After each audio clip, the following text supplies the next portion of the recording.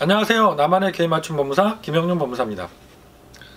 이번 시간에는 우리가 개인 파산 신청을 하실 때 채권자 중에서 금융기관 이외에 개인 채권자가 있는 경우에 어떤 부분을 법원에서는 고려를 하시게 되고 절차는 또 어떻게 좀 달라질 수 있는지 이 부분에 대해서 설명을 드리도록 하겠습니다.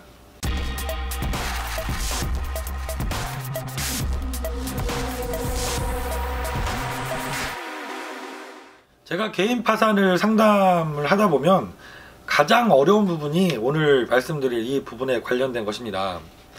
그 채권자가 뭐 카드사라든가 은행, 대부업체 이렇게 금융기관만 있다고 하면 크게 제가 상담하면서 어려움은 없습니다. 대부분의 분들이 경제적인 사정이 어려워지시면서 뭐 사업자금으로 아니면 생활비가 부족해서 이렇게 채무가 증대돼 오셨고, 그래서 금융기관 1금융권, 2금융권, 뭐 대부업체까지 채무가 점차적으로 증가되셔서 상담을 많이 오시니까 이런 부분들은 당연히 면책을 받는데 문제도 없으시고 도덕적인 해이라고 뭐 언론에서는 가끔 얘기도 하지만 그런 부분에 대한 큰 부담 없이 상담을 드리게 되거든요. 하지만 그에 비해서 채권자 중에서 개인 채권자들이 포함되어 있으면 저도 상담할 때 조금 어려운 부분이 있고 상담하시는 채무자분께서도 개인 파산을 과연 내가 해야 될지, 이 개인 채권자들을 포함해서 진행해야 될지 고민을 많이 하시는 분들이 계십니다. 이러한 고민은 법원도 마찬가지로 갖고 계신 것 같습니다.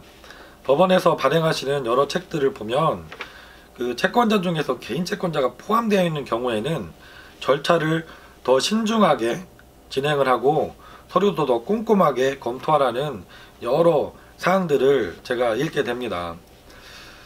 법원 입장도 금융기관들의 채권자인 경우에는 금융기관이라는 것이 어차피 그 이자율을 산정하거나 할 때도 내가 대출을 하면 그 중에 몇 분이나 개인회생이나 파산 절차를 통해서 채무가 회수가 어려워진다, 이런 것들을 다 반영을 해서 산정을 할 수도 있고요.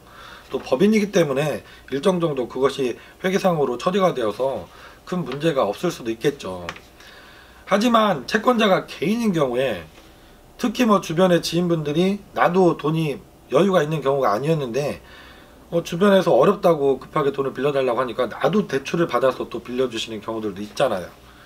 그러면 개인 파산이라는 것이 그 채무 지급불능 상태에 빠져있는 개인을 구제하기 위한 제도인데, 신청하신 채무자를 구제하려고 면책을 해주다 보면 돈을 어렵게 빌려준 다른 개인이 또 어려움에 처할 수 있는 상황이 발생할 수 있기 때문에 법원도 이렇게 개인 채권자가 채권자 목록에 포함되어 있는 경우에는 좀 더 철저하게 조사를 하시고 신중하게 판단을 하고 계시고 있습니다. 그리고 실제로 진행을 하다 보면 그 면책 이의신청 절차에서 금융기관들은 거의 이의신청을 하지 않지만 개인 채권자들은 뭐 10% 20% 정도는 이의신청이 들어오는 경우들이 있고요. 그래서 이의신청이 들어오면 법원에서도 뭐 기일을 한 차례 더 연기하다든가 채무자에게 이의신청에 대한 답변서를 요구해서 검토를 하신다던가, 그래서 면책 불허가 사유가 있는지 이 부분을 좀 더 철저하게 보시고 소명을 요구하고 계십니다.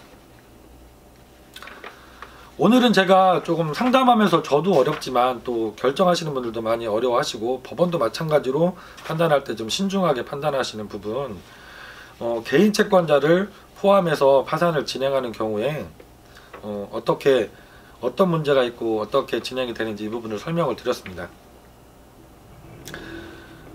이 부분 때문에 고민이신 분들도 많을 겁니다. 내가 금융기관 채무도 있지만 주변에 지인들, 개인 채권자들에 대한 채무도 있어서 과연 내가 파산 면책을 진행하는 게 맞는지 고민이신 분들이 있다고 하면 전문가에게 꼭 상담을 하시고 본인 사정에 맞게 내가 정말 갱생하기 위해서 개인 파산을 선택하는 것이 맞는지 상담을 꼭 받아보시기 바랍니다. 김영윤 법무사였습니다. 감사합니다.